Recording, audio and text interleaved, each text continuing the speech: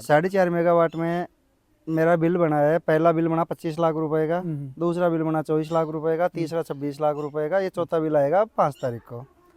तो ये सही। तो मैंने 3 महीने में कुल ये मिला के ज्यादा बनने वाला 75 लाख रुपए की बिजली बेच दी। तो मोटा मोटी सी 2 करोड़ 40 लाख रुपए की बिजली 4.5 मेगावाट में श्योर है कि जाएगी ही जाएगी। तो ये जो सोलर प्लांट बिजनेस है ये बहुत ही प्रॉफिटेबल है, लेकिन ये प्रॉफिटेबल तब है जब आपकी टैरिफ जी डिपेंड करती है। सबसे ज्यादा रेट है, tariff जो के ऊपर। रेट क्या डाली है वो डिपेंड करती है। डिपेंड ये करता है कि आपका लैंड खुद का है, डिपेंड ये करता है कि आपका मॉड्यूल किस कंपनी या के पूरा स्ट्रक्चर किस वे में लगाया हुआ है, डिपेंड करता है कि आपने क्या चीज़ लगाई है, डिपेंड करता है रेट ऑफ इंटरेस्ट क्या है। तो कई चीज़ें डिपेंड करती है, कोई अपने एक फिक्स नहीं है कि ये इतना बड़ा अमाउंट करोड़ों वाला मैंने बता दिया वो हर किसी को मिले। तो रेट बहुत ही इंपॉर्टेंट है, सोच समझ के भरिएगा। हेलो एवरीवन, आपका फिर से एक नई वीडियो में स्वागत है। फाइनली इस वक्त हूँ राजस्थान के चोमू जिले के कुंभपुरिया ग्राम में, और मेरे पीछे देख सकते हो ये 4.5 मेगावाट का प्लांट गवर्नमेंट की एक बहुत ही प्रगतिशील योजना है जिसका नाम है पीएम कुसुम योजना। और ये प्लांट पीएम कुसुम योजना कंपोनेंट सी कहते हैं, राजस्थान का पीएम कुसुम का ही पहला प्लांट लगा हुआ है। तो आइए इनसे जानते हैं, इनका आपके साथ रूबरू कराते हैं। जी सर, नमस्ते। मैं कल्याण साह यादव, गांव अपना कुंभपुरिया, तहसील चोमू, जिला जयपुर का रहने वाला हूं। और हमने एक 4.5 मेगावाट का प्लांट कुंभपुरिया गांव में नांगल कोजू जीएसएस के लिए लगाया है, जिससे किसानों को रात की बजाय दिन में बिजली मिलेगी। और पूरा ग्रेड सोलराइजेशन करने के लिए हमारे को 4.5 मेगावाट का प्लांट लगाना पड़ा। और 4.5 मेगावाट के प्लांट के लिए हमने कम से कम भी ना तो 5 से 5.5 हेक्टेयर ज़मीन का यूज में लिया। तो अब सभी किसानों के लिए दिन की रात की बजाय अब दिन में बिजली आना स्टार्ट हो गई। और सभी किसानों को ये हो रहा है कि हमारे गांव में भी अब रात की बिजली का झंझट खत्म हो गया। तो 4.5 मेगावाट की पहल थी। इसके अलावा हमने और भी काफ़ी जगह से टेंडर भी किए हैं, टेंडर हैं भी, हमारे काम भी चल रहे हैं। तो तकरीबन जून और जुलाई तक करते करते हमारे 50 से 60 मेगावाट के प्रोजेक्ट पूरे स्टार्ट हो जाएंगे, जिसमें हमारा इंडिविजुअल अकेले के नाम से, हमारे पिताजी के नाम से हमने टेंडर डाल के और नांगल कोजू जीएसएस का भला किया। हम लोग यहाँ एक पॉन्ड के पास खड़े हैं और ये सोलर प्लांट का परिसर है। तो सर ये जो पॉन्ड है, ये पॉन्ड अपने सोलर प्लांट एरिया में क्यों लगाया है, क्या काम आता है ये? सर ये सोलर पॉन्ड है ना, ये गवर्नमेंट की हॉर्टिकल्चर स्कीम से बना है। अच्छा, सही। फार्म इससे है ना, हाँ, फार्म पॉन्ड स्कीम से। तो इसमें काफ़ी फायदा होता है कि एक तो जैसे मॉड्यूल को साफ करने के लिए पानी चाहिए, बिल्कुल बिल्कुल, बारिश का पानी एकत्रित हो जाता है। इसके अलावा जैसे सब्जी करना, इसके अंदर मल्टी क्रॉप करना, पॉली हाउस में काम में लेना, तो वो पानी है ना इसी का काम में आ जाता है। अपने को एक्स्ट्रा पानी कहीं से लाने की आवश्यकता नहीं पड़ती है। इसमें सब्सिडी मिलती है? इसमें भी सब्सिडी मिलती है। कितनी सब्सिडी गवर्नमेंट? इसमें भी है ना तकरीबन 1,20,000 रुपये पर पौंड के हिसाब से गवर्नमेंट की सब्सिडी होती है। ठीक है, तो आप इस तरह का आइडिया कर सकते हो क्योंकि आपको पानी की जरूरत है प्लांट पे, और बीच में मल्टी क्रॉप है तो पानी की जरूरत है। तो बिल्कुल सब्सिडी से ये पॉन्ड लगाएं और उस खाली जगह को यूटिलाइज करें। बिल्कुल, खाली जगह को यूटिलाइज भी कर सकते हैं, और ये पानी को एकत्रित करने का भी संसाधन हो गया है कि कल को अगर पानी की भी जरूरत पड़े तो अपने पास में स्टॉक रहेगा। तो सबसे पहले ये बताओ कि आपकी ये टेंडर है, टेंडर प्रक्रिया से लेकर टेंडर लाने तक का ये क्या प्रोसेस रहा? देखो सर, टेंडर लाने की बात तो ऐसी होती है कि एक आदमी तो है नहीं कि टेंडर डाल सकता है इसमें। हाँ। जैसे पीएम कुसुम कंपोनेंट सी आती है तो सभी आदमी है ना जो इसमें फ्री रहते हैं कि कोई भी आदमी इसमें टेंडर पार्टिसिपेट कर सकता है। टेंडर के लिए कोई क्वालिफिकेशन की थोड़ी ज़रूरत है? क्वालिफिकेशन की ज़रूरत होती है। इसमें उन्होंने जो अपना जो कहने का मतलब इनका जो होता है नेटवर्क का, हाँ। तो तकरीबन अपने प्लांट की कॉस्ट आती है 3.5 करोड़ रुपए पर मेगावाट। बिल्कुल। उसके हिसाब से MNRI की गाइडलाइन के मुताबिक अपने को 20% की नेटवर्थ होनी चाहिए। नेटवर्थ होनी जी। अगर नेटवर्थ नहीं है तो फिर वो आदमी काम ही नहीं कर पाएगा, ना पार्टी भी सपोर्ट कर पाएगा। उसके लिए क्या करना पड़ता है अपने को टेंडर में?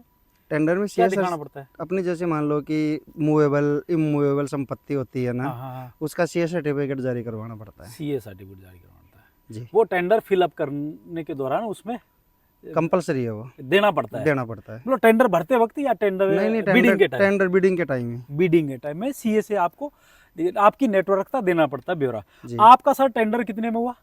मेरा टेंडर हुआ है 3 रुपये 33 पैसे में। ये बहुत बड़ी बात है कि इनका टेंडर 3 रुपये 33 पैसे में हुआ। अब लोग टेंडर पे बात करते हैं कि भाई हम लोग टेंडर ले आएंगे, टेंडर भी हमारे पास खूब है। मेरे पास बहुत आते हैं कि ये टेंडर हमारे पास है सर, सेल कर दो। तो सेल का जो प्लांट का है ना, ये सेल क्यों करें, हम बिजनेस करें खुद प्लांट पे। सोच समझ के टेंडर बने। आरओआई क्या निकल के आता है वो एक्सरसाइज पहले कर ले टेंडर भरने से पहले। बिल्कुल बिल्कुल, टैरिफ के हिसाब से तो निर्धारित होगा टेंडर ना। भी मस्ट बी इम्पोर्टेड, क्या रेट पे अपने टेंडर डाल रहे हैं। बिल्कुल, 3 रुपये 4 पैसे कंपोनेंट ए में तो फिक्स है, बिल्कुल। लेकिन अपने को टेंडर क्या देखो रेट सर, मिलने वाला है, कंपोनेंट एम में भी 3 रुपये 4 पैसे तो रेट है, रेट है। लेकिन उसके बाद में भी ITU के हिसाब से प्रोजेक्ट की कॉस्ट क्या आ रही है, अपने महीने का रेवेन्यू क्या आएगा, उस हिसाब से टैरिफ निर्धारित करनी है। अगर उससे नीचे कोई टेंडर लेता है तो वो ले लेगा, क्योंकि वो काम ही नहीं कर पाएगा। टेंडर सोच समझ के बने। बिल्कुल, तो बहुत उसमें- इनका उसमें भी टेंडर जो भी है ना कैलकुलेशन करनी पड़ती है अपने को कि IT सेंटर के हिसाब से अपने को ये टैरिफ फिजिबल रहेगी, अपनी ROI निकल जाएगी, 20% का रेवेन्यू आ जाएगा। उस हिसाब से अगर टेंडर करता है आदमी तो फिर भी ठीक रहेगा, वरना अगर लोएस्ट रेट में लेगा टेंडर तो कोई मतलब। आपका अनुभव, जैसे आप प्लांट का काफी सारा अनुभव है, ठीक है, एक मतलब क्या रेट पे टेंडर डालें कि उसका आरओआई सही निकाल दे, कितना नीचे जा उसमें सकता है? 2-3 चीज़ें मायने रखती है। एक तो अपने GSS से ट्रांसमिशन लाइन की दूरी कितनी रहती हाँ है, हाँ, क्योंकि कॉस्ट का उसके ऊपर भी निर्भर करेगा। बिल्कुल निर्भर करता कॉस्ट का करेगा जो करेगा, उसके बाद में जो लॉसेज रहेगा वो भी निर्भर करेगा। है। उसके बाद में ज़मीन खुद की है या फिर लीज पे ले रहे हैं, उस पर भी निर्भर वो ज़मीन एक तो पानी वाली ज़मीन है या फिर वैसे बंजर ज़मीन है। करता बंजर ज़मीन है ना, अपने को ना मोटा मोटी 80,000 रुपये हेक्टर में मिल जाएगी। है। अगर पानी वाली ज़मीन होगी तो वो डबल पैसे में मिलेगी। तो वो भी तो अपने ऊपर ही बार पड़ने वाला है ना उस ज़मीन का भी। तो हाँ, मान लो 2 साल बाद में 20% 5% एक्टिविटी बढ़ेगी उसकी ज़मीन की, तो फिर भी वो रेवेन्यू तो वही रहेगा, रेवेन्यू तो बढ़ने वाला नहीं है। आज जो अपनी टैरिफ निर्धारित हो गई वो भी फाइनल रहेगी। लेकिन ये टैरिफ डालने का मतलब आज की सोच के नहीं कि 10 साल में बैंक फ्री होता है, उसके बाद में अपना 5 साल 10 साल बाद में पैसे की क्या वैल्यू रहेगी, उसके हिसाब से अपने को टैरिफ निर्धारित करना है। अगर जमीन आपकी है, ग्रिड 2 किलोमीटर के दायरे में है, जी और फिर मतलब जैसे कंपोनेंट ए का है, जी, जैसे 3 से 3.5 के आसपास की रहती है ठीक है। अगर इसकी। जमीन खुद की है, हाँ ग्रेड 2 किलोमीटर की दूरी पे है, 2 मेगावाट का प्लांट है, हाँ हाँ, तो अपने को मैक्सिमम या मिनिमम है ना, मेरे हिसाब से तो 2 रुपये 95 पैसे से 3 रुपये की टैरिफ में ही जाना चाहिए। इससे नीचे जाएगा आदमी तो घाटे का सौदा रहेगा। मतलब ये सर ये कह रहे हैं इनका अच्छा खासा अनुभव है, 2.95 से नीचे फिर नहीं जाए। जी, और आसान, ग्रिड अगर 500 मीटर दूरी पे है तो नीचे थोड़ा सा और नीचे जा सकता है। थोड़ा 1-2 पैसे का इंक्रीमेंट कर सकते हैं आप। 5 पैसे का भी अगर 2.5 मेगावाट या 2 मेगावाट का रेवेन्यू देखते हो तो पर ईयर में है ना आपको लाखों का नुकसान होगा। अगर आप 25 साल तक जाओगे तो करोड़ों पे नुकसान चला जाएगा 5 पैसे से। जैसे मान लेते हैं कि 1 मेगावाट का प्लांट हुआ, तो 1 मेगावाट में 4500 यूनिट जनरेट होगी पर डे की। पर डे एक एवरेज मान लेते हैं। एक एवरेज मान लेते हैं कि 45 यूनिट पर मेगावाट। अगर 4500 को हम करते हैं 30 से, भाई महीना हो गया, 1,35,000 यूनिट हो गए। 1,35,000 यूनिट में अगर हम करते हैं कि 3 रुपये से हमारी टैरिफ होती है, तो 4,05,000 रुपये की बिजली बिकती है अपनी। 3 रुपए की बजाय अपने नीचे कर देते हैं। आजकल कंपटीशन है थोड़ा सा। कंपटीशन तो है, लेकिन आप 5 पैसे कम करोगे तो उसमें आप देख लेना कि आपको कितना घाटा हो नहीं रहा नहीं, है। वही देखो, क्योंकि 3 रुपए बहुत कम मिलने वाली है लोगों को। तो कम मिलने वाली तो आप 2 रुपये 80 पैसे पकड़ लो। 2 रुपए 80 पैसे मान के 80 पैसे पकड़ते हैं तो 3,78,000 रुपये की बिजली ये आपकी बिजली बन रही है, बन रही है पर मंथली। यही है रियलिटी, तो यही है। ये रियलिटी यही है कि लोग बोल रहे हैं कि 6,000 यूनिट बना देंगे, 6500 यूनिट बना देंगे, लेकिन नहीं बनेगा। वो 4500 मान लीजिए आज बना देगा, लेकिन सर्दी में कम हो जाएगा, सर्दी में कम हो जाएगा, कल Average बारिश आ गई फिर कम हो बिल्कुल जाएगा, बिल्कुल एवरेज 4500 का ही आएगा। 4500 का आएगा। अब ये 3,78 की महीने की, अब ये पहले 1 महीने की बिजली हो गई आपकी, महीने की होगी। सही। अब बैंक फाइनेंस मान लीजिए रेट ऑफ इंटरेस्ट अब 10। आपका 3 करोड़ रुपए का कोई प्रोजेक्ट हुआ, हाँ हाँ 3 करोड़ का अगर आपको 30% लगाना है, हाँ बाकी आपको बैंक से लेना है, तो आपने मोटा मोटी सी लगा दिए 90 लाख रुपए आपके जेब से, हाँ, और बाकी लग गए 2 करोड़ 10 लाख रुपए बैंकिंग से। तो आदमी अपना जो पैसा लगाएगा उसका भी तो कम से कम ब्याज तो निकालेगा। बिल्कुल निकालेगा। अपना जो प्लांट लगेगा आज लग रहा है उसका मेंटेनेंस भी देखेगा, अपना मॉड्यूल डिग्रेड होगा वो भी देखेगा, बिल्कुल देखेगा, सब कुछ करेगा। तो ये मान लो कि मोटा मोटी सी 2 लाख और 10,000, 2 करोड़ और 10,000 रुपए जो अपने लग रहे हैं, 2 करोड़ 10 लाख, 10 लाख रुपए लग रहे हैं। 2 करोड़ तो 10 बैंक लाख की तरफ से हो गया है, बैंक की तरफ से 70% हाँ 2 करोड़ 10 लाख रुपए जो बैंक की तरफ से लग रहा है, उसकी मोटा मोटी सी 3 से 3.25 लाख रुपए की EMI आएगी। और मेंटेनेंस में भी अगर आप 50,000 रुपए भी पर मंथली पकड़ते हो तो आपके 20,000 रुपए की इनकम रहेगी मात्र 2 रुपये 80 पैसे में, अगर आप टेंडर डालते हो तो मात्र 20,000 रुपए, मात्र 20,000 रुपये। और अगर आप इसको 3 रुपये में लेके जाते हो तो आपका 1 मेगावाट 70 से 80,000 रुपये पर मंथली छोड़ना स्टार्ट कर देगा। यस। तो कुल मिला के ये आप कह रहे हो कि 3 रुपए के आसपास का टेंडर 3 है, रुपए के आसपास ही रखोगे तो तो ही आप फिजिबल रहेगा प्लांट, वरना लाख रुपए आपके मेगावाट के हिसाब से पर मंथ निकाल पर सकते मंथ हो। निकाल सकते हो। ये तो इसका हो आरओआई, आरओआई रिटर्न। जी। बैंक के पार्ट है जो बैंक की तरफ से, मतलब जी। एक EM rate of interest bank की क्या रहती है, और कौन कौन से बैंक मोस्टली कर देते देखो, हैं? अगर आप कुछ मॉर्गेज देने के लिए होता है बैंक के पास में, हाँ। सही है, आप जो भी क्लाइंट है या डेवलपर है, कोई भी लगा रहा है, किसान है, अगर उसके पास में कुछ मॉर्गेज देने के लिए है तो बैंक का आरओआई रखेगा 9.50 से लेकर 10 के अंदर अंदर। ठीक है, 9.5 से 10 के बीच में। 9.5 से 10 के बीच में। अगर आपके पास में कुछ भी मॉर्गेज देने को नहीं है ना, तो बैंक रखेगा 10.5%, तो फिक्स कर रखा है उन्होंने। ये है ना, जो बढ़ के भी चली जाती है लोगों के पास की 11 रुपए, 11% भी आरओआई ले लेते हैं इसमें, रेट ऑफ इंटरेस्ट 11% भी रह जाता है। तो मेरा तो यही मानना है कि आप 10.5% के ऊपर भी करते हो तो भी आपके 1 मेगावाट की 3 से 3.25 लाख रुपए की किस्त आएगी बैंक की, 15 साल की 180 मंथ की अब किस्त ऊपर का 1 लाख है वो आपका मानो, 1 उसी लाख में रुपए, मेंटेनेंस उसमें निकालना है। मेंटेनेंस कर लो, आपका खर्चा मान लो, लैंड का किराया पकड़ लो, सब कुछ करके 1 लाख रुपए पर मंथली पर मेगावाट बचत स्टार्ट हो। अगर 2 रुपये 80 पैसे यार, अगर अपने को मतलब लीज पे है तो कुछ नहीं बचने वाला। तो कुछ नहीं बचने वाला। ये कंफर्म ध्यान रख लें टेंडर भरते वक्त। जी सर। अगर लैंड जिसका है तो वो थोड़ा ही सा भरे नीचे, हैं, हाँ, 280 वो थोड़ा, से तक जा सकता है, इसके अदरवाइज अगर आप कोई। कहीं पे लीज पे जमीन ले रहे हो, हर 2 साल बाद में अपना प्लांट तो डिग्रेड हो रहा है। हाँ हाँ, सही, जैसे मान लो 2 साल में मोटा मोटी 5% तो डिग्रेड हो ही जाएगा। तो मेरे हिसाब से तो है ना, जिसकी खुद की जमीन है 7.5% होगी वो डिग्रेशन। 2 रुपए 80 से 2 रुपए 85 पैसे डाल सकता है, और जिसकी रेट अगर जमीन खुद की नहीं है, लीज पे ले रखी है, तो वो 3 रुपए के आसपास में डालेगा, तो ही उसका फिजिबल रहेगा। क्योंकि जो आईटी विभाग बोलता है कि अपने को इतना रेवेन्यू मिल रहा है, इतना अपनी बचत आनी चाहिए, उस हिसाब से तो करना ही चाहिए उनको 3 रुपए तो कम से कम। तो सर अब अपने बात करते हैं कि ये मतलब टेंडर लेते वक्त जैसे पीएम कुसुम योजना में समय समय पे ई प्रोक पे टेंडर देख सकते हो, और डिस्कॉम, तीनों डिस्कॉम, जयपुर, जोधपुर, अजमेर डिस्कॉम समय समय पे टेंडर निकालता रहता है। तो ये जो टेंडर है वो हर 2 महीने के अंदर, 2 महीने, 2.5 महीने या मतलब 1.5 महीने में टेंडर निकलता रहता है। टेंडर निकलता है, फिलअप होता है। जैसे जयपुर डिस्कॉम का टेंडर अभी 24 गई है, और अजमेर की अभी 28 है, और जोधपुर की शायद 30 है। तो ये टेंडर फिनिश हो जाएंगे। अब बिडिंग होगी, बाद में बिडिंग होने के बाद में इंटीमेशन ना, LOI उसमें लेटर ऑफ इंटेक्ट होता है पहले, लेटर ऑफ इंटेक्ट होता है, और फिर LOI मिलता है, और फिर PPA होता है। ये फॉर्मेलिटी महीने भर में सारी कंप्लीट हो जाती है, और करीबन आपको 3 महीने या 9 महीने टाइम रहता है इसमें। 9 मंथ का टाइम देता है। 9 मंथ का टाइम रहता है इसमें प्लांट इंस्टॉल करना होता है। तो ये तो हो गई एक टेंडर की प्रक्रिया वाली बात। अब अपने लीज का मोस्टली क्या रेट राजस्थान में है?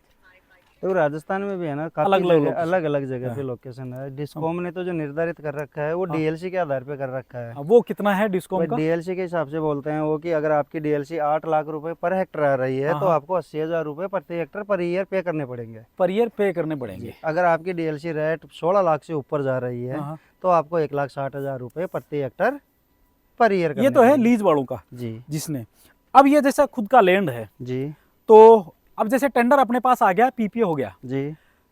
एक अच्छी EPC के लिए कैसे अप्रोच करें? हाँ, ईपीसी के लिए तो देखो, लोगों बाहर मार्केट में घूमते हैं ना, तो एलओए मिलने के बाद में खुद ही ईपीसी वाले संपर्क करना स्टार्ट कर डायरेक्ट है, उनको पास लिस्ट आ जाती है, लिस्ट आ जाती है, तो वो खुद ही संपर्क करने लग जाते हैं कि हम करेंगे वो करेंगे। लेकिन इसमें है ना, मोस्टली 4 चीज़ होती हैं जो किसी भी डेवलपर हो या किसान हो, सबको है ना अपने जहन में रखनी चाहिए। 4 चीज़ें। अच्छा, 4 चीज़ों में आता है, एक तो अपना पहले मोस्टली स्ट्रक्चर सही।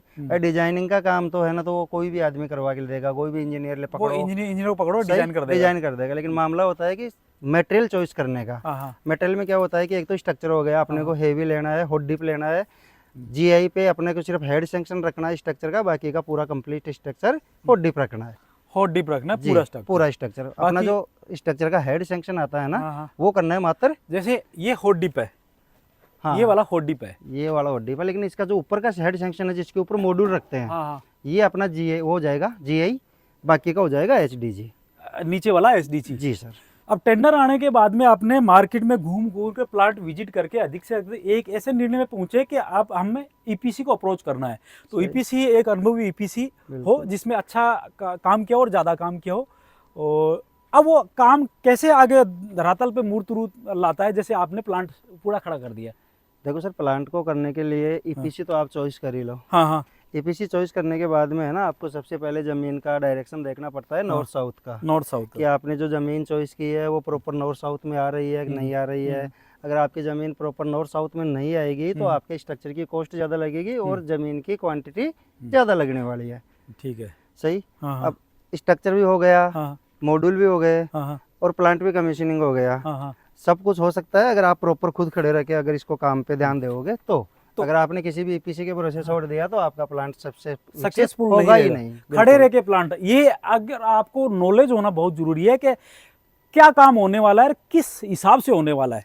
सबसे पहले लेवलिंग हुई, बिल्कुल। उसके बाद में अपने पाइलिंग हुई, पाइलिंग के बाद में ऊपर का अपर स्ट्रक्चर हुआ, अपर स्ट्रक्चर के बाद में मॉड्यूल और इन्वर्टर की वायरिंग हुई। हाँ, तो अब स्ट्रक्चर में क्या मोस्टली चीजें ध्यान रखनी होती है, देखो क्योंकि structure 7% पैसा इसमें लगने वाला है। इसमें लगना होता है तो अपने को मोस्टली हवा का वेग रोकने के लिए अपने को 2-3 चीज़ों का ध्यान रखना पड़ता है कि एक तो अपना कॉलम हो गया स्ट्रक्चर का, वो एचडीजी लेना है। इसके अलावा जो पूरा वजन आता है राफ्टर के ऊपर, राफ्टर वाला, तो राफ्टर को भी अपने को एचडीजी लेना पड़ेगा। ठीक है, एचडीजी। उसके बाद में चाहे आप अपना पूरा जीआई ले लो, पूरा स्ट्रक्चर का अपर स्ट्रक्चर है ना वो पूरा जीआई ले सकते ये तो हो गया स्ट्रक्चर जो 7% कॉस्ट लगने वाली है जी। अब 70% कॉस्ट किस में लगने वाली है, ये मॉड्यूल। आपके मॉड्यूल किस कंपनी के? देखो सर, मॉड्यूल कंपनी कोई भी कंपनी मायने नहीं रखती है क्योंकि पीएम कुसुम कंपोनेंट सी में ALLM लागू है। ALLM सही, मतलब आप बाहर से इंपोर्ट कर सकते हो। हाँ, और मैन्युफैक्चर इंडिया का होना चाहिए। तो ये ALLM अप्रूव्ड है? जी सर। तो ALLM अप्रूव्ड में मामला यह होता है कि कोई भी कंपनी रॉ मटेरियल कौन सा काम में ले रही है, तो रॉ मटेरियल में जैसे मानते हैं कि जैसे फ्रेम हो गया, ग्लास हो गया, सेल हो गया, 1 मेगावाट के लिए 15 से 20 दिन का टाइम लगता है। 20 दिन के आसपास ये स्ट्रक्चर कंप्लीट हो जाता है, पाइलिंग ये सब हो जाता है। जी जी। अब अपने मॉड्यूल पे आते हैं। तो मॉड्यूल पे आते हैं, तो मॉड्यूल में है ना, जो आप कंपनी चॉइस करने की बात करो ना, तो कि भाई कौन सी कंपनी का अपने को मॉड्यूल लगाना है, तो मॉड्यूल वाले कंपनी से आप डाटा शीट मंगाओ। आपको कहीं जाने की जरूरत नहीं है, किसी भी मैन्युफैक्चरिंग प्लांट में आप उनसे डाटा शीट ले लो। डाटा शीट में आपको रॉ मटेरियल देखना है कि 4 चीज़ लगती हैं, जैसे वाइट शीट हो गई, सेल हो गया, ग्लास हो गया और फ्रेम हो गया।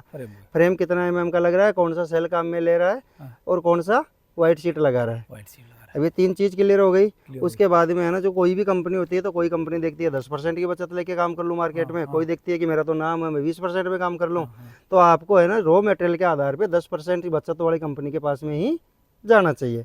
और सबसे पहली चीज़ तो ये है कि कंपनी आज मार्केट में काफ़ी है, लेकिन अपने को कंपनी ऐसी चॉइस करनी है जो 25 साल तक अपने साथ में खड़ी रहे। क्योंकि आज 20 साल बाद में अपने प्लांट डिग्रेड हो गया, आज 15 साल बाद में कंपनी गायब हो गई, तो फिर उस प्लांट का क्या करेंगे हम। तो ऐसी कंपनी चॉइस करनी है अपने को कि नियर बाई की जो भी कंपनी हो, कि जैसे मान लेते हैं यहाँ से 10-20-50 किलोमीटर के एरिया में कि ये कंपनी का जमावड़ा जम रहा है, ये जमेगी, लंबी चलेगी, ऐसी कंपनी के साथ में रहो कि अपने साथ में 25 से 30 साल निकाल सके। ऐसे तो मार्केट में मॉड्यूल बेचने वाले काफ़ी लोग मिल जाएंगे, लेकिन मामला ये भी है ना कि 25-30 साल अपने साथ में रहेगी या नहीं रहेगी ये कंपनी। ये डिटेल वीडियो है, मैं ऐसा वीडियो पहले इतना डिटेल से आपको कोई नहीं बताएगा।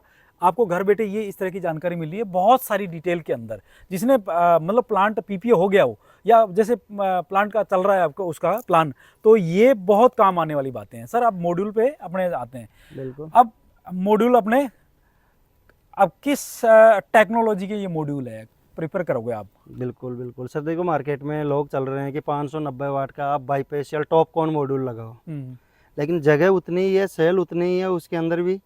एक बाईपेशियल एक मोनो। तो मेरी तो यही राय है लोगों को कि आप बाईपेशियल नई टेक्नोलॉजी के ऊपर ना जाके और वाइट शीट मोनो पे जाओ। क्योंकि मोनो क्रिस्टल में मोनो में जाने का मतलब ये है कि आप जो रूफ टॉप छतों के ऊपर लगाते हैं उसमें आप बाईपेशियल लगा लो, क्योंकि उसमें तो नीचे से रिफ्लेक्शन मिल जाएगा। लेकिन इतने बड़े खेत में आप नीचे से व्हाइट करोगे तो आपकी कॉस्ट तो वैसे ही ज्यादा आ जाएगी। आप तो वैसे नीचे मल्टी क्रॉप करोगे, ग्रीन रहेगा, बिल्कुल, तो आपका तो बाईपेशियल काम नहीं आएगा। ये एक बड़ी बात है। बिल्कुल। तो लोग जो है ना जबरदस्ती पैसे इन्वेस्ट कर रहे हैं उसमें, इसमें और इसकी कॉस्ट में कम से कम 2 रुपये का फर्क आता है, तो पर 22 से 23 लाख रुपए पर मेगावाट की कॉस्ट का डिफरेंस आएगा पर मेगावाट। देखो हम लोग क्या है प्लांट पर जो ये दो गैप है रो के बीच में, ये करीबन कितना है? ये 7.5 से 8 मीटर का गैप है। 8 मीटर, कम से 20-21 फुट चौड़ा है ये। अब इसमें क्या है 2 रो डाल सकते हैं। अब इसमें इनका पहला एक्सपीरियंस था, देखो ये वाली रो है ना, इस पे कम, क्योंकि सूरज की रोशनी नहीं पड़ी इसलिए थोड़ा सा ग्रो कम करा है। और ये वाली रो देखो इसमें अच्छा खासा ग्रो हुआ है, इसमें तरबूज आने लग गए। तो इस तरह से मल्टी क्रॉप कर सकते हो, ये भी बहुत अच्छा आइडिया है। अब अपने चलते हैं इन्वर्टर पे। एक प्लांट पर किस कैपेसिटी का इन्वर्टर, आपके कौन कौन से मतलब कितने इन्वर्टर लगे हुए हैं सर? देखो इसमें मेरा 4.5 मेगावाट का प्लांट है ना, इसमें 13 इन्वर्टर चॉइस किए हैं मैंने। कौन सी कंपनी है? ये हॉट पावर के हैं। हॉट पावर जी। कितनी? हॉट पावर में 275 वाट का इन्वर्टर है। हाँ। लोग लगाते हैं कि 385 वाट का इन्वर्टर लगा लो, लेकिन उसमें है ना आपकी जो केबल आती है एसी केबल, हाँ, हाँ। उसकी क्वांटिटी बढ़ जाती है एक तो। इसमें जैसे 240 स्क्वायर एमएम की केबल लग गई ना, उसमें 300 से ऊपर की केबल लगानी पड़ेगी, उसकी कॉस्ट बढ़ गई। इसके अलावा डीसी की कॉस्ट ज़्यादा हो जाएगी, क्योंकि जहाँ पे इन्वर्टर स्थापित होगा तो मामला वही आता है, लेकिन अगर एक इन्वर्टर खराब होता है तो अपना छोटा सा पार्ट खराब होगा। वो 385 वाट का अगर लगाते हैं तो बड़ी दूर का लेके जाएगा, तो अगर एक इन्वर्टर में 2 दिन का भी टाइम लग गया तो एक इन्वर्टर की कॉस्ट तो 5 से 10 दिन में ही निकल जाएगी अपनी। कैपेसिटी की ज़्यादा लगा, कम कैपेसिटी के ज़्यादा इन्वर्टर लगाने चाहिए, तो इससे आपकी केबल की भी क्वांटिटी कम होगी और अपने प्लांट में कभी भी भविष्य में अगर कोई इन्वर्टर खराब होता है तो कम एरिया की खराब होगी, जनरेशन जी बंद होगी। जी। तो मेरी यही राय है कि आपको कम से कम जैसे 270 275 यहाँ तक के इन्वर्टर ही लगाने इस चाहिए। इन्वर्टर की प्लांट पे जैसे कॉस्ट क्या आती है पर मेगावाट? जैसे एक इन्वर्टर की प्लांट पे 3 इन्वर्टर लगाते हैं, हाँ, तो मोटा मोटी सी 15 लाख रुपए की कॉस्ट आएगी पर 5 मेगावाट। लाख रुपए पर इन्वर्टर, 5 लाख रुपए इन्वर्टर होगा जी, 275 270 वाट का। पूरे कॉस्ट पे 7% इन्वर्टर का मान लेते हैं जी सर। 70% इसका अगर आप 385 वाट का लगाओगे तो भी 7% की आएगी, हाँ। और अगर आप 285 के लगाओगे तो भी 7% की इससे आएगी। कम वाले पार्ट का लगाना जरूरी है जी। तो ये 14% तो स्ट्रक्चर और इन्वर्टर की आगे, 70% इसकी आगे। अब अपना कितना बचा पीछे पार्ट? अब मोटा मोटी से थोड़ा बचा, 15 मान लो, 70 5% 80 और 85 15% मामला बच गया जी। 15% जिसमें वायरिंग होगी, अर्थिंग हो गई है जी। इसमें अपना जो रोडी बजरी सीमेंट का मामला होता है ना, हाँ। ये भी तो सबसे प्रॉपर देखना पड़ेगा ना अपने को। रोडी बजरी 25 साल तक चलेगी, एक मकान बनाते हैं तो इसका क्या रेशो रखा आपने इसका? सर इसका रेशो भी है ना, वो एक इंजीनियरिंग और अपना जो शेडो है ना हवा के हिसाब से, विंड के हिसाब से इसका रेशो रखना पड़ता है। अच्छा। कि जहाँ पे जमीन ढीली है, कहीं पे जमीन टाइट है, उस हिसाब से अपने को इसका रेशो रखना पड़ेगा। ठीक है। ऐसा नहीं है कि आज मैंने बोल दिया कि आप ऐसा ऐसा ऐसा रख लो, कहीं पे कल को प्लांट उड़ जाए उसी रेशो के हिसाब से। कहीं पे ज़्यादा भी करना पड़ता है तो कहीं पे कम भी चल जाता है। और ये आपने प्रॉपर अर्थिंग कर रखी है जी, स्ट्रक्चर की? जी। इन्वर्टर पूरा स्ट्रक्चर है ना, पूरा इसमें अर्थिंग में है। अर्थिंग में जी। और अब ये वायरिंग का खर्चा मान लो इसमें। जी। वायरिंग का कितना परसेंट मान? वायरिंग का 2% का खर्चा आता है पूरे प्लांट की। अगर आपने 275 या 270 वाट का इन्वर्टर लगाया तो। अगर आपने 385 का लगाया, कितने एमएम यूज करते हो? एसी वायर है 240 स्क्वायर एमएम आता है, और डीसी वायर 6 स्क्वायर एमएम काम करो। ठीक। पोली के नहीं, पोली कैप ले हो, लैब के ले हो, KEI ले हो, सब बेस्ट है, लेकिन होना चाहिए EN में। एक वायर आता है जो 30 रुपए मीटर आता है, एक वायर वही वायर 40 से 45 रुपए मीटर आता है, क्योंकि वो EN में आता है तो डबल कोटेड आता है। अब आपने जो से ये रो बनी हुई है प्लांट का, जो टिल्ट एरिया है ये प्लेटों का, ये क्या रखा है आपने? ये यहाँ पे है ना, जो अपना सूर्य के हिसाब से नॉर्थ साउथ में जो आता है टेंट फेसिंग, वो यहाँ पे 27 डिग्री का है। 27 डिग्री परफेक्ट माना गया। 25 से 30 वैसे परफेक्ट है। जी जी जी। कहीं पे है ना लोग 20% पे भी करते हैं, कहीं पे तो इसको घुमा के 40% पे भी ले जाते हैं, लेकिन मेरे हिसाब से तो ये होना चाहिए, क्योंकि कल को अगर ओलावृष्टि भी होती है तो भी अपने इसमें ज़्यादा नुकसान होने का कम खतरा होता है। अब ये प्लांट से ग्रिड, जो डिस्कॉम का ग्रिड कितनी दूरी पे है आपका? यहाँ से 2.5 से 3 किलोमीटर की दूरी पे है। 2.5 किलोमीटर दूरी पे ग्रिड है जी। तो उस ट्रांसमिशन लाइन का पर किलोमीटर के हिसाब से क्या मानते हो आप? देखो सर, वो तो रास्ते का मामला है कि अंडरग्राउंड करनी पड़ती है या फिर अपने को ओपन ही लेनी पड़ती है। एक और हेड लाइन मान लो, ओवर हेड लाइन लेते हैं तो 33 kV की लाइन है, मोटा मोटी 7 से 8 लाख रुपए पर किलोमीटर की, अगर आप अच्छा वायर लगाओगे एल्युमिनियम का तो। ठीक है। अब ये सर आपका ग्रिड एरिया आ गया जी, ट्रांसफार्मर साइड है ना, आपने ग्रिड अलग अलग जगह स्टेबल किया है जी। तो ये ऐसा करने का आपका क्या मतलब, क्या था रीजन? अलग अलग मतलब ये ट्रांसफार्मर अलग है और वो GOD और वो अलग है? जी सर, क्योंकि वहाँ से यहाँ तक की जो लाइन आ रही है ना सर, एक तो हो गई अपने ट्रांसफार्मर से दूर, अगर कभी वो भी शॉर्ट सर्किट होता है ना तो अपने ट्रांसफार्मर सेफ रहेगा, क्योंकि वहाँ पे ही अपना काम खत्म हो जाएगा। एक दूसरी चीज़, अपने ट्रांसफार्मर के ऊपर जो LA लगा हुआ है, दोनों के लिए अलग अलग LA हो गए तो कभी भी बिजली गिरने का खतरा नहीं रहेगा इसमें। इन्वर्टर से इस वाले बॉक्स में आई पैनल बॉक्स, इसके अंदर जो पैनल बॉक्स दिखाए उस वाले में आई, और वहां से ट्रांसफार्मर से अपने प्लांट जी एस करके ये अप मतलब स्टेप अप ट्रांसफार्मर है जी जी, तो वोल्टेज को बढ़ाकर वहाँ पे भेज दिया उस वाले GODO साइड में, ब्रेकर में, और ब्रेकर से GODO साइड और GODO साइड से ठीक है ग्रिड में गई है जी। ये तो हो गया। अब ये जो बची हुई कॉस्ट इसी का ही है, इसी का 12-13% जो बची हुई है जी जी जी, कॉस्ट इसी की है। मतलब कुछ परसेंट है पर मेगावाट के, 8 से 10 लाख रुपए शायद पर मेगावाट के हिसाब से इसका होगा। जैसे 12 लाख रुपए पर मेगावाट ट्रांसफार्मर की कॉस्ट आएगी आपके 12 के आसपास। 12 के आसपास। और ये जो पैनल से अंदर है वो इसकी पैनल्स है ना, तो उसकी ज़्यादा कोई कॉस्ट नहीं आएगी, पर मेगावाट की 2 से 3 लाख रुपए की कॉस्ट आएगी उसकी। और वो पर मेगावाट दोनों साइड के पैनल जो हो गए, एलटी अपने जो LTC और हाँ ST। वीसीबी ब्रेकर बोलते हैं हाँ, उसको, तो हाँ। वीसीबी ब्रेकर है ना, आपको अच्छी कंपनी के चॉइस करना है। ऐसा नहीं है कि किसी भी कंपनी के उठाए और लगा दे, क्योंकि क्योंकि वो ये है बिजली का मामला। सेफ्टी सेफ्टी मैन पर्पज है। वही है, कहीं भी बीच में लाइन टच हुई हम्म। या इसके अलावा कहीं भी फॉल्ट हुआ तो अपने ट्रांसफार्मर की रक्षा करना, अपने इन्वर्टरों की रक्षा करना और बीच में ट्रांसमिशन लाइन की रक्षा करने का काम एचटी ब्रेकर का ही है। बिल्कुल, तो सबसे बढ़िया चूज करना है। अगर लाख 2 लाख रुपए एक्स्ट्रा भी लग रहा है उसका, तो उसमें वीसीबी काम, बिल्कुल अच्छी वीसीबी लेनी है अपने। ये हो गया कुल मिला के 100% कॉस्ट का पूरा अपने प्रोसेस और उसकी प्रोसेस पूरी जानकारी। जी तो अब अपने जो ग्रिड साइड में सेफ्टी जो इक्विपमेंट है उसकी बात करते हैं, एलटीसीटी या वीसीबी। जी वीसीबी ब्रेकर, वीसीबी ब्रेकर और जीओडीओ। जी तो वो मतलब उसमें क्या ध्यान रखना होता है, जैसे अपने को भाई कैसे, भाई सेफ्टी पॉइंट है वो तो सबसे बड़ा। सेफ्टी पॉइंट तो है। सेफ्टी पॉइंट के अलावा इसमें एक मामला और होता है कि जो वीसीबी ब्रेकर आता है ना, उसमें मीटरिंग की आती है समस्या, कि अगर कोई आदमी मीटर लगाता है, कोई आदमी मीटर नहीं लगाता, अपने बीच में ट्रांसमिशन लाइन में कोई इंसुलेटर फॉल्ट हो गया और वो वहाँ पे अपना जनरेशन है ना जो लॉस हो रही है, उस चीज़ का कैसे पता करेगा चलेंगे अपने को? सही है। कोई मेगर लगा के तो चेक कर नहीं सकते। नहीं, तो यहाँ पे आपने जो वीसीबी ब्रेकर लगा रखा है प्लांट साइड में, उसमें कितने यूनिट जनरेट करके दिए, और जो प्लांट साइड में वीसीबी ब्रेकर लगा हो उसमें भी मीटर होगा कि वहाँ पर कितनी बिजली गई है। तो उसका सुबह से शाम तक का नॉलेज हो जाएगा कि बीच में अपनी लाइन में कोई जनरेशन लॉस तो नहीं है। तो इस चीज़ के लिए अपने को वीसीबी ब्रेकर सबसे बढ़िया लेना है, क्योंकि जो अपने प्लांट की जीवन रेखा तैयार होती है, प्लांट को सेफ्टी का पर्पस मान लो, यहाँ से बिजली बना के देने का काम मान लो, वो सब कुछ वीसीबी ब्रेकर के ऊपर ही निर्धारित है। कुल मिला के प्लांट की सबसे बड़ी सुरक्षा वीसीबी ब्रेकर, वीसीबी ब्रेकर है। ये तो आप वीसीबी, उसके बाद में जीओडीओ और ये सब है ना। जीओडीओ का मतलब उधर से आप ब्रेकर, हाँ वो तो लाइन काटने का लाइन मान काटने लेते का हैं, है। और मान लेते हैं जंपर वंपर फ्यूज यूज का है, लेकिन मेंटेनेंस क्या, सब मेंटेनेंस क्या नहीं, रहता है मेंटेनेंस फिलहाल तो देखो वैसे तो जीरो है, अगर आप सेफ्टी से करके चलोगे तो। हाँ।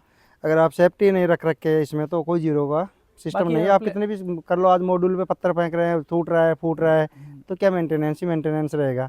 और अगर सेफ्टी से है तो कोई मेंटेनेंस नहीं है। और ये क्लीनिंग का भी एक मेंटेनेंस ही पार्ट है। क्लीनिंग का मेंटेनेंस पार्ट है, लेकिन ये 1 महीने में 2 बार का रहेगा, तो करना पड़ेगा ना के सबको बराबर ही, है वो। ना के बराबर। अब सर वीडियो में जाते जाते किसानों के नाम या जो भी वीडियो देख रहे हैं उनके नाम एक छोटा सा आपका संदेश हो जाए सर। देखो सर, मेरी राय यही है कि जैसे पीएम कुसुम कंपोनेंट सी, सभी डिस्कोमों ने, तीनों डिस्कोमों ने मिलाकर कम से कम 15,000 मेगावाट के टेंडर निकाल रखे हैं। वो फिनिश हो गए। सही, वो टेंडर अभी भी चल रहे हैं 30 तारीख तक या 1 तारीख तक, जैसे भी डेट बढ़ती है, कुछ इंक्रीमेंट होता है तो आगे वाले भी और भी टेंडर आ रहे हैं। तो मेरी सभी किसान भाइयों से तो यही निवेदन है कि आप ज़्यादा से ज़्यादा इस टेंडर में पार्टिसिपेट करो। अगर जिसकी ज़मीन है जीएसएस के पास में, उस गांव में जहाँ पे जीएसएस बना हुआ है, क्योंकि वहाँ पे जो बिजली बना के हम देने का काम कर रहे हैं, सस्ती बिजली बना के, वो काम अगर कोई बाहर की कंपनी आके कर रही है, उसकी बजाय वो किसान भी कर सकता है। और रेट है ना, वो अच्छी तरह सोच समझ के डाले कि अपने को इस टैरिफ में ये टेंडर मिल जाएगा, यहाँ पे अपने ये बचत आ जाएगी। लेकिन सबसे मोस्टली काम यह है कि उसके अंदर टेंडर डालने से पहले उसके पास में 30% का पैसा होना कंपलसरी है। अगर वो 30% का पैसा नहीं है तो कोई भी आदमी इसमें पार्टिसिपेट करने की सोच भी नहीं सकता। अगर सोचेगा तो डिस्कॉम ने ऐसे ऐसे आदमियों के टेंडर कैंसिल किए हैं जिनके 5-5 लाख रुपए, 10-10 लाख रुपए बीजी जब्त हुई है लोगों की, क्योंकि वो उनके पास में 30% का काम करने के लिए पैसा ही नहीं था। तो मेरी यही राय है, टेंडर डालो, टेंडर लो, अच्छी रेट में लो, लेकिन पैसा अपने पास में 30% का होना कंपलसरी है, तो ही उसमें टेंडर करे, वरना टेंडर करने की आवश्यकता नहीं है। क्योंकि वो 5-10 लाख रुपए उसमें जाएंगे, उसकी एमडी रिफंड नहीं होगी, उसके बाद में फिर वो क्या करेगा, 5 से 10 लाख रुपए का लोचा ही लगेगा किसान के। तो इसकी बजाय पहले 20 से 30% की एबिलिटी बनाए अपनी खुद की, उसके बाद में टेंडर डाल सकता है। तो सर अब एक ब्रीफ में, मतलब एक संक्षिप्त में पूरा इसमें इन्वेस्टमेंट और रिटर्न क्या दे रहा है और बैंक का क्या है सीन। देखो 1 मेगावाट की बात करते हैं ना, तो 1 मेगावाट में आपकी 3 CR की कॉस्ट आएगी। 3 CR के आसपास कॉस्ट आने वाली है। 3 CR की कॉस्ट में है ना, आप मोटा मोटी सी 4500 से 5000 यूनिट पर डे के हिसाब से बेचोगे बिजली। 4500 ही पकड़ के चलते हैं। सही, 4500 यूनिट भी पकड़ते हो, और आपके 3 रुपए की अगर टैरिफ भी होती है तो टैरिफ के हिसाब से आप मोटा मोटी सी है ना, जो 10 से 10,500 रुपये की बिजली बेच दोगे पर डे की। पर डे की। अब 30 दिन की कितनी हो गई? तो 30 दिन की बिजली मान लेते हैं कि 3-3.5 लाख रुपए की। 3 लाख रुपए की मान लो अब। सही। हाँ, तो 3 रुपए तक तो कॉस्ट आपकी वही आएगी। वही आएगी। सही। हाँ। इसके लिए तो आपको टैरिफ ज़्यादा ही करनी पड़ेगी, 3 रुपये 4 पैसे, 3 रुपये 5 पैसे, 3 रुपये 10 पैसे, तो आपका कुछ रेवेन्यू बन पाएगा। इनका। तो अब ये मतलब आपकी टैरिफ तो ज़्यादा है, 3.33 है जी। पर मेगावाट। क्या निकाल रहा है आपके एक एवरेज 4 महीनों के इस आपका? भाई 4 महीने के हिसाब से देखते हैं तो वैसे तो साल का एवरेज निकलता है, साल लेकिन का एवरेज तो निकलता है, लेकिन मेरे जो 4 महीने में जो रेवेन्यू आया है वो मेरा 4.5 मेगावाट का प्लांट है। 4.5 मेगावाट। 4.5 मेगावाट में मेरा बिल बना है, पहला बिल बना 25 लाख रुपए का, दूसरा बिल बना 24 लाख रुपए का, तीसरा 26 लाख रुपए का, ये चौथा बिल आएगा 5 तारीख को। तो ये सही। तो मैंने 3 महीने में कुल ये मिला ज़्यादा के बनने वाला 75 लाख रुपए की बिजली बेच दी 4 महीने में, 3 महीने में। 3 महीने में। तो आप 4.5 एक साल में कितना सीआर का टर्नओवर रहने वाला आपका? भाई 1 CR का देख लेते हैं तो आप इसका 20 लाख रुपए से ही कर लो, तो 20 × 12 तो मोटा मोटी सी 2 करोड़ 40 लाख रुपए की बिजली 4.5 मेगावाट में श्योर है कि जाएगी ही जाएगी। बिल्कुल बिल्कुल जाइए।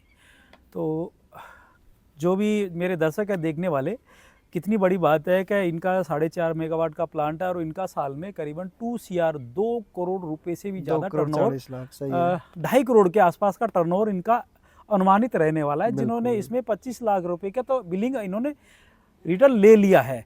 तो ये जो सोलर प्लांट बिजनेस है ये बहुत ही प्रॉफिटेबल है, लेकिन ये प्रॉफिटेबल तब है जब आपकी टैरिफ जी डिपेंड करती है। सबसे ज्यादा रेट टैरिफ है के जो ऊपर। रेट क्या डाली है वो डिपेंड करती है। डिपेंड ये करता है कि आपका लैंड खुद का है, डिपेंड ये करता है कि आपका मॉड्यूल किस कंपनी या के पूरा स्ट्रक्चर किस वे में लगाया हुआ है, डिपेंड करता है कि आपने क्या चीज़ लगाई है, डिपेंड करता है रेट ऑफ इंटरेस्ट क्या है।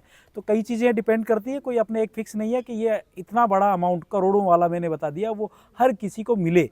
तो रेट बहुत इंपॉर्टेंट है, सोच समझ के भरिएगा। आज मेरे पास में 60 मेगावाट का काम है, मैं 60 मेगावाट कर रहा हूँ। बिल्कुल बिल्कुल। पीएम कुसुम कंपोनेंट सी में 60 मेगावाट मैंने रनिंग करके है और जून तक स्टार्ट कर दूंगा इन्हें। एक फार्मर, कैमरा घुमाओ, ये फार्मर्स का पुश्तैनी मकान है और ये पशुपालन करते थे आज से पहले, और ये इनके घर परिवार का एक विजुअल दिखा रहा हूँ मैं, दृश्य है। तो ये फार्मर्स का जो अभी प्लांट है करीबन 60 मेगावाट तक इन्होंने बढ़ाया है। ये कैसे बढ़ाया है कि इन्होंने छोटे कम से शुरुआत करी जी, 2 मेगावाट से स्टार्ट 2 मेगावाट से कंपोनेंट ए में स्टार्ट किया जी आपने। जी जी। इससे बढ़ाते बढ़ाते इन्होंने 60 मेगावाट तक के अभी टेंडर हासिल कर लिए। देखो कितनी बड़ी बात है। तो ये एक आधे मेगावाट से पार नहीं पड़ने वाली, क्योंकि बहुत बड़ा प्रोजेक्ट है, वही चीज़ लगने वाली है। इसको बढ़ा सकते हैं धीरे धीरे, बिल्कुल बढ़ा भी सकते छोटे हैं। से स्टार्ट करके आगे बढ़ सकते हैं। तो आई होप कि ये वीडियो बहुत ही पसंद आया होगा। मैंने इस वीडियो का बनाने का मकसद यही था कि लोगों के जो छोटे छोटे जो पॉइंट है, क्वेश्चन है, वो समझ में आए।